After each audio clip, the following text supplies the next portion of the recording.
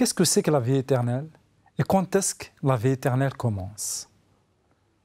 Jésus nous donne une promesse, c'est que on peut avoir la vie éternelle à partir d'aujourd'hui, et la vie éternelle, c'est de connaître Dieu et Jésus. Nous allons voir que veut dire connaître Dieu et Jésus, et ça, c'est la vie éternelle. Restez avec nous.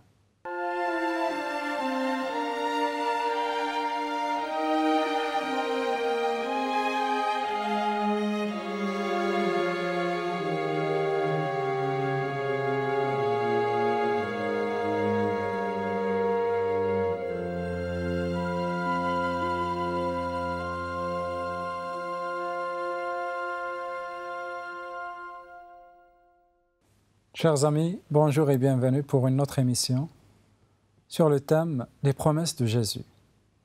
Nous allons continuer nos promesses avec une nouvelle promesse. Une promesse à chaque fois qu'on se rencontre, qu'il y a une rencontre avec Pierre.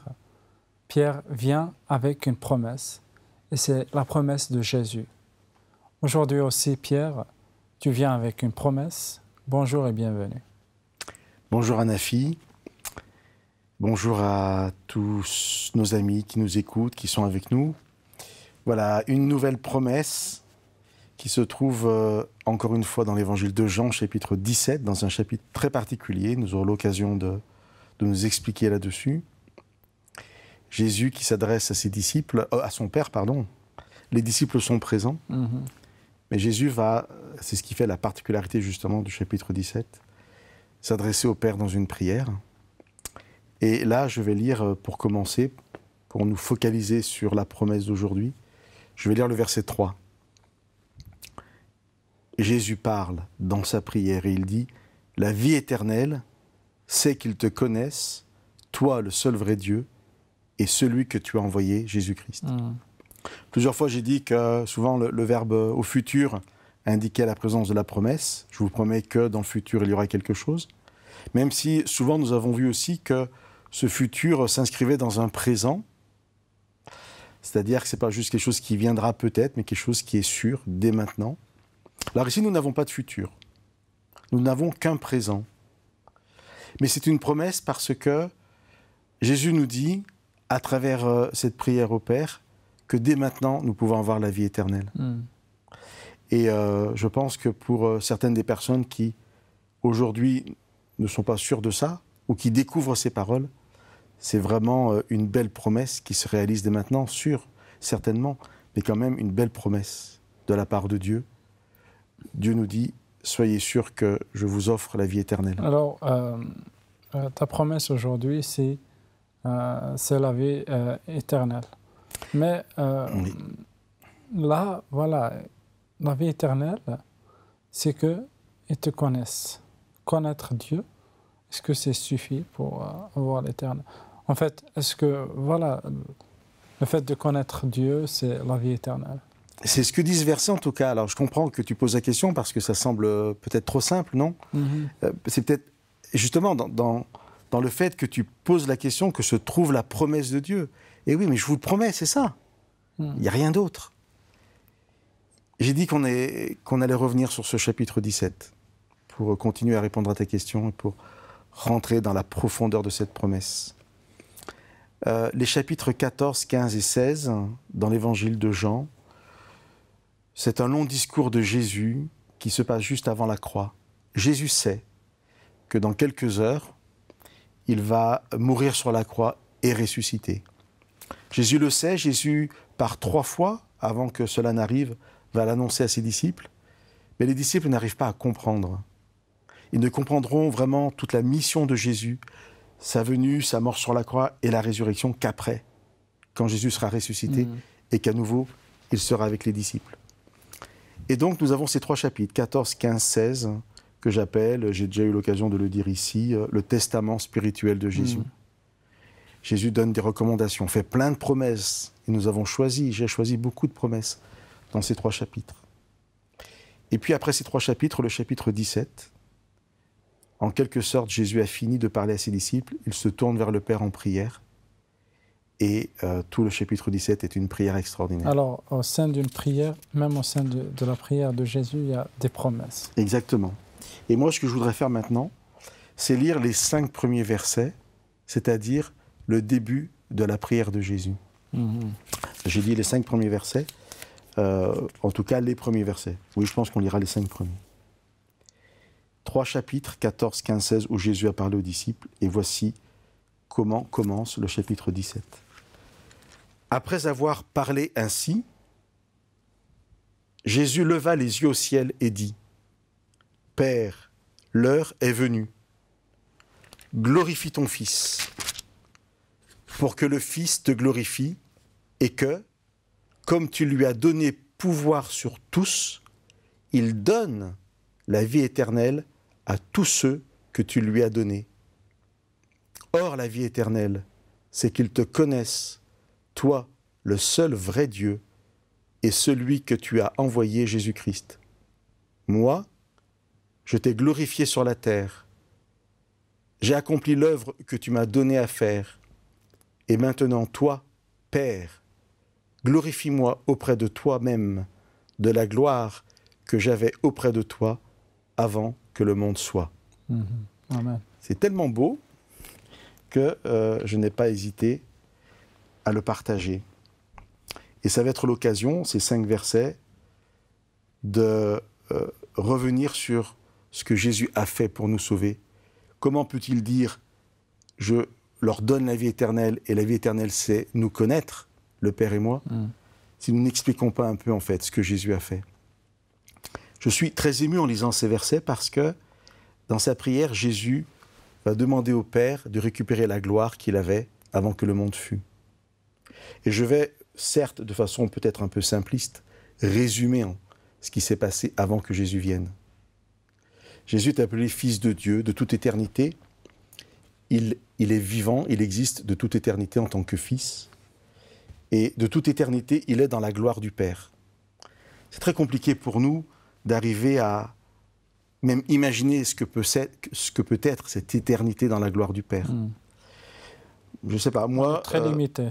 Nous sommes très limités. Et moi, en fait, j'essaie d'imaginer ça en enlevant tout ce qui est négatif, tout ce qui est lié au mal, tout ce qui est lié à la tristesse, tout ce qui est lié à la souffrance, tout ce qui n'est pas dans la joie, dans la lumière, dans la paix. Oui, parce que tellement notre monde est dans le deuil et dans la souffrance, on ne peut pas imaginer un monde meilleur pour le moment. On est vraiment enveloppé de ce monde. Pourtant, il faut essayer de l'imaginer. Ça s'appelle la gloire du Père. Et de toute éternité, le Fils est dans cette gloire.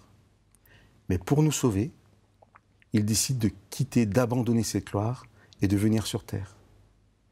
Et sur terre, il accomplit sa mission de nous réconcilier avec le Père. Que nous puissions enfin, à travers Jésus-Christ, savoir pleinement qui était ce Dieu d'amour. Et là, au chapitre 17, nous sommes dans un temps, comme je l'ai dit, la veille de la croix. Jésus sait qu'il accomplit sa mission. Et honnêtement, quand il demande au Père de récupérer sa gloire, il sait qu'il va la récupérer, parce qu'il a accompli sa mission. Et alors on va maintenant imaginer Jésus ressuscité et qui monte au ciel. Il arrive, et là, le Père l'accueille, et Jésus récupère sa gloire parce qu'il a réussi sa mission. Il nous a réconciliés avec le Père. Il nous a réconciliés avec la source de la vie. Alors il est venu pour une mission, il repart, il reprend ce qu'il avait déjà. Il n'a rien perdu, mais au contraire, il a perdu. Il a gagné l'humanité. Et c'est la vie éternelle qu'il offre. Exactement. Le verset 2 dit, en parlant du Père, « Tu lui as donné pouvoir sur tout. Le Père a donné tout pouvoir au Fils. Et le Fils donne la vie éternelle à tous ceux que tu lui as donnés. » Pierre, est-ce que c'est pas... le fait, dans le verset 2, le fait de dire qu'il lui a donné pouvoir sur tous, il donne la vie éternelle. Est-ce que on comprend peut-être généralement quand quelqu'un a le pouvoir, qu'est-ce qu'il fait avec le pouvoir? Il y a une expression française qui dit « le pouvoir corrompt », c'est-à-dire le pouvoir rend mauvais. Le pouvoir rend mauvais. Généralement, ceux qui ont le pouvoir, ils détruisent tout à fait. les vies. Voilà, il te dit, si j'ai le pouvoir, je vais vraiment exterminer, je vais détruire tout un peuple. On a vu par exemple, je vais citer quelques hommes politiques qui ont déclaré des guerres à cause du pouvoir qu'ils avaient. Et là, ils ont pu exterminer des millions et des millions de vies. Mais ici, Jésus, c'est le contraire. Il a le pouvoir pour donner la vie. Oui. Il est venu en fait sur terre prouver que Dieu était vraiment le Dieu d'amour, par sa vie, que la loi de Dieu était sainte, juste et bonne, que toutes les accusations de Satan qui disaient que lui pouvait mieux faire que Dieu, toutes ces accusations étaient infondées, n'étaient pas valables. Et j'aime beaucoup ce verset, je l'ai déjà partagé plusieurs fois. Jésus qui va dire à Philippe, celui qui m'a vu a vu le Père. Parce qu'il est l'expression même de la réalité du Père, de cette réalité d'amour, de compassion, de miséricorde. Donc, tous ces mots vont ensemble. Et Jésus sait, c'est ça qui est intéressant, c'est à la fin de cette mission sur terre qu'il a réussi. Parce qu'il a vécu toute cette vie sur la terre sans jamais pécher. Couramment, on dit ça. Ça veut dire quoi? C'est-à-dire sans jamais se détourner de la volonté du Père, sans jamais sortir de ces sentiers d'amour, de compassion et de miséricorde dont je parlais. Et Jésus nous dit ici, voilà, maintenant, cette vie éternelle, cette vie sans fin qui vient du Père, que le Père m'a donnée, moi, je suis prêt à vous la donner. Et on arrive à la promesse. Que faire pour la recevoir? La vie éternelle, c'est qu'ils te connaissent, toi et moi. Parce que l'un sans l'autre, c'est impossible. Quelqu'un qui dirait « je connais Dieu le Père, mais je ne veux pas connaître le Fils » ne pourrait pas en fait avoir la vie éternelle. La vie éternelle, c'est connaître les deux. Alors, et si peut-être tu vas répondre durant la deuxième partie sur cette question, que veut dire connaître Dieu? Eh bien oui, c'est exactement ce que je vais faire. On va s'attarder assez longtemps sur le fait de connaître, qu'est-ce que ça veut dire, puisque là est la clé. On finira cette première partie en insistant encore une fois sur le fait que Jésus parle au présent. La vie éternelle, c'est qu'ils te connaissent. Si c'est un présent, c'est accessible dès aujourd'hui et non pas dans un futur plus ou moins lointain. Ça aussi, nous le développerons dans la deuxième partie. Alors, c'est une promesse qui est à la portée de tout le monde à partir de maintenant. Exactement. Et là, durant la deuxième partie, tu vas nous aider à comprendre et à connaître ce qui veut dire connaître ici. Alors, merci Pierre, merci pour cette première partie. Dans la deuxième partie, nous allons voir que veut dire connaître Dieu. Mais sache que cette promesse est pour toi, est à la portée de tout le monde, y compris toi, pour aujourd'hui. Alors, je vous rappelle toujours que vous pouvez prendre contact avec nous sur les numéros qui apparaissent, Skype, Facebook, numéro de téléphone, aussi par email, et on est là pour répondre. Restez avec nous pour la deuxième partie.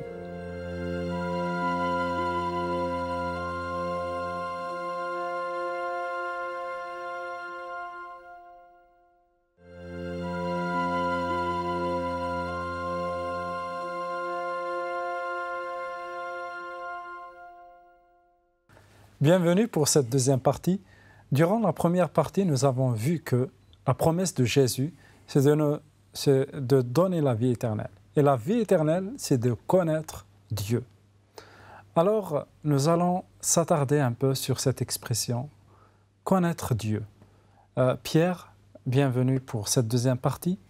Alors, merci. Tu nous as promis de nous expliquer en fait cette parole, connaître, voilà, ou cette expression, connaître Dieu. Parce que la vie éternelle, c'est de connaître Dieu. Alors, je surveille un peu ce que tu dis.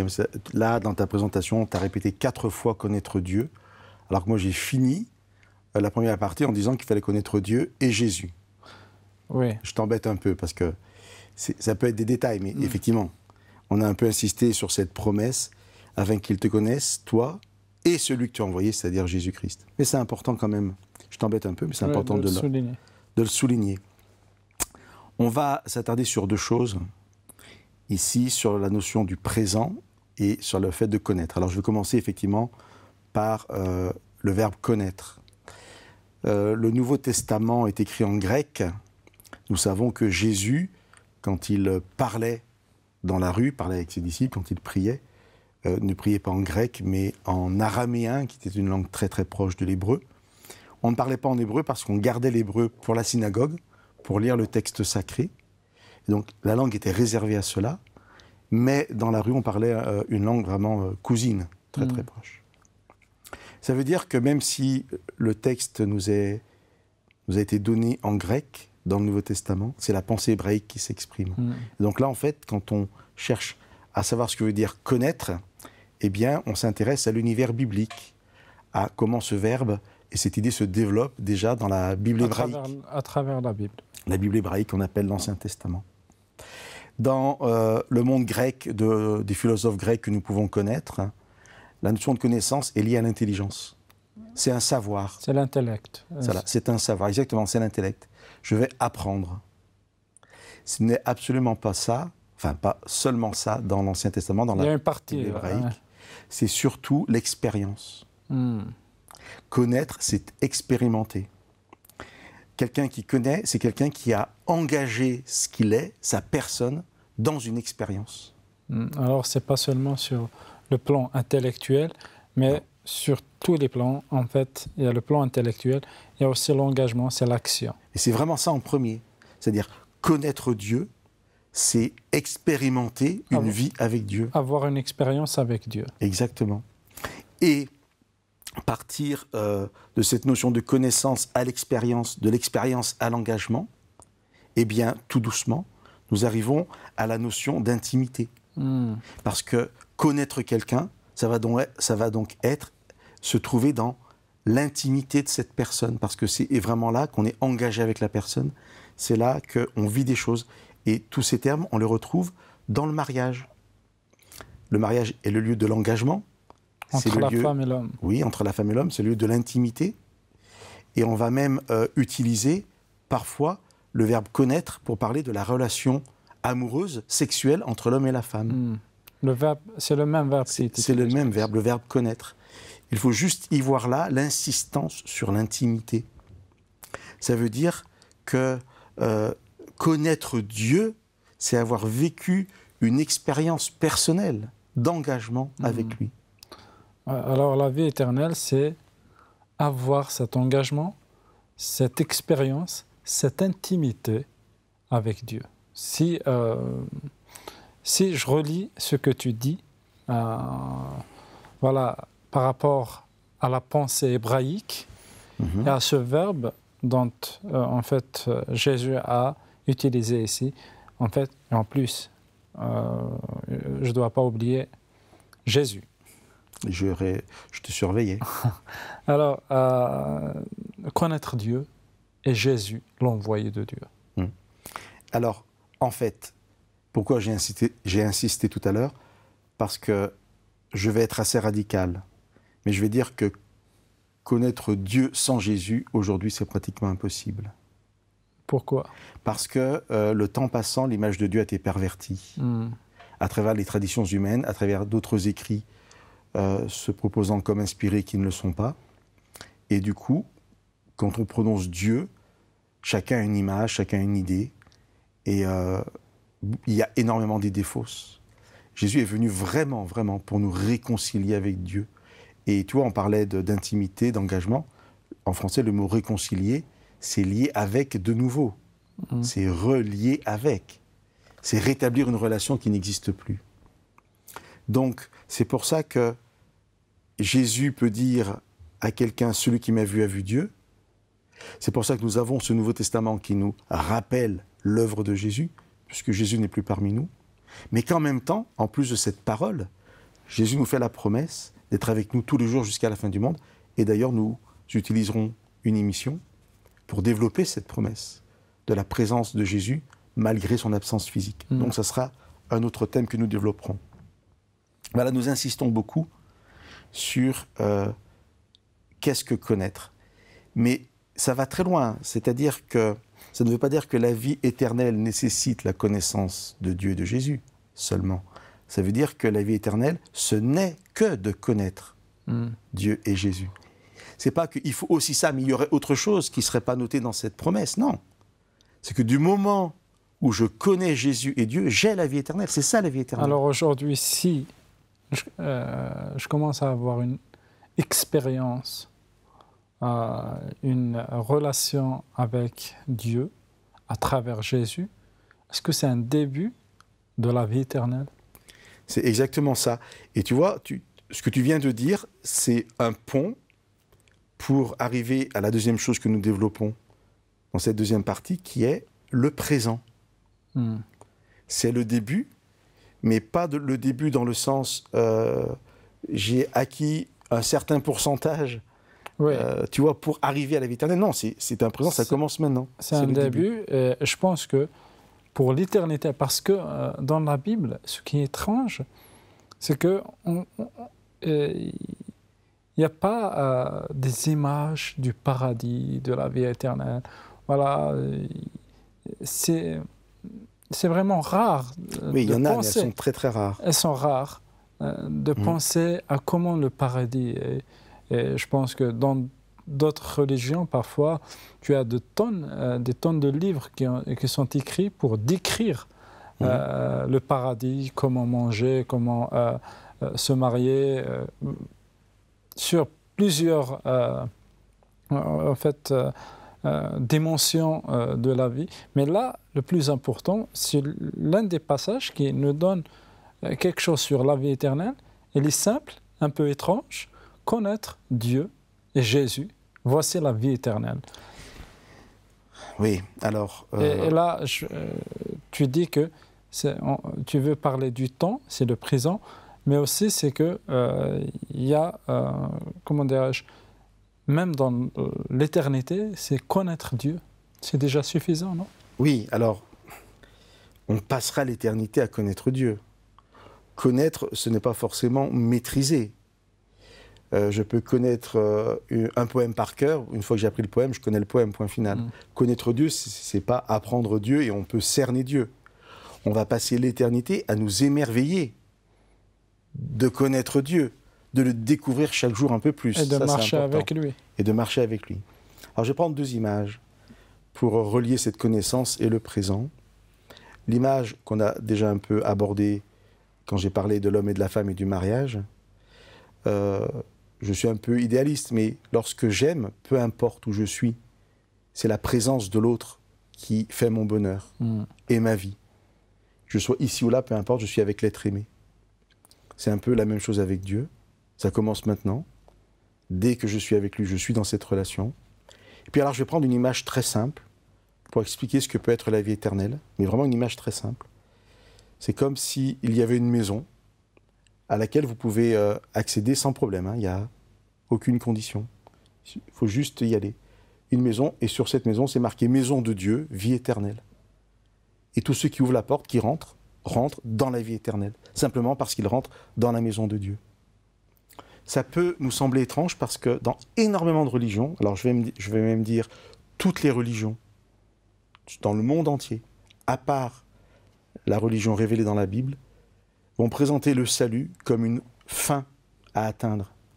Je serai sauvé, peut-être, si je fais des choses. Et ça fait beaucoup de choses. Je serai, c'est un conditionnel, peut-être, à la fin de ma vie, à la fin de je ne sais pas quoi, si, et puis là, il a fallu remplir toute une liste. Mais Dieu ne fonctionne pas comme ça. Ça, c'est complètement contraire à l'amour de Dieu. Dieu dit, voilà, viens, tu veux rentrer dans ma maison? Entre. Si tu entres dans la vie éternelle. Le salut est déjà, en fait, donné. C'est un point de départ. Alors des gens vont dire, en entendant ça, oh, mais c'est trop facile. Dans ces cas-là, quelqu'un de vraiment très méchant, il suffit qu'il rentre dans la maison et il est sauvé. Mais non, parce que l'amour transforme. L'amour transforme radicalement. Et la personne méchante qui rentrerait dans la maison de Dieu ne supporterait pas, s'il ne veut pas changer, cet amour de Dieu. Il ressortirait tout de suite, sans aucun problème. C'est pas son monde à lui, quoi. Ce serait pas son monde à lui, mais quelqu'un qui rentre, même par hasard, mais qui se trouve confronté à la maison de Dieu, à l'amour de Dieu, même s'il est méchant, S'il a envie de rester, il restera s'il veut changer. Alors il y a une phrase célèbre hein, qui dit, c'est un jeu de mots en français, qui dit que le passé est derrière nous, on ne peut plus rien y faire, le futur est à venir et on n'a pas de pouvoir sur lui, mais aujourd'hui, c'est un cadeau, c'est pour ça qu'on l'appelle présent. Parce qu'en français, un présent, c'est aussi un cadeau. Mais je trouve ça intéressant de dire, voilà, le cadeau que Dieu nous fait, le présent de Dieu, c'est le présent en tant qu'aujourd'hui. Croyez ça, croyez à cette promesse. Faites le pari de vous approcher de Dieu, de rentrer dans sa maison. Et là, vous verrez comment Dieu vous accueille et comment sa puissance d'amour vous transformera pour que vous puissiez effectivement être dans les conditions de vivre la vie éternelle. Un grand merci, Pierre. Alors, la vie éternelle, c'est aujourd'hui. Je vous remercie infiniment de nous avoir suivis. La promesse est pour toi. La promesse, en fait, c'est à partir d'aujourd'hui. C'est une promesse de la vie éternelle, qui est celle de connaître Dieu. À partir d'aujourd'hui, tu peux demander à Dieu d'être avec lui, mais aussi d'expérimenter et d'avoir une certaine intimité avec lui à travers Jésus. À très très bientôt.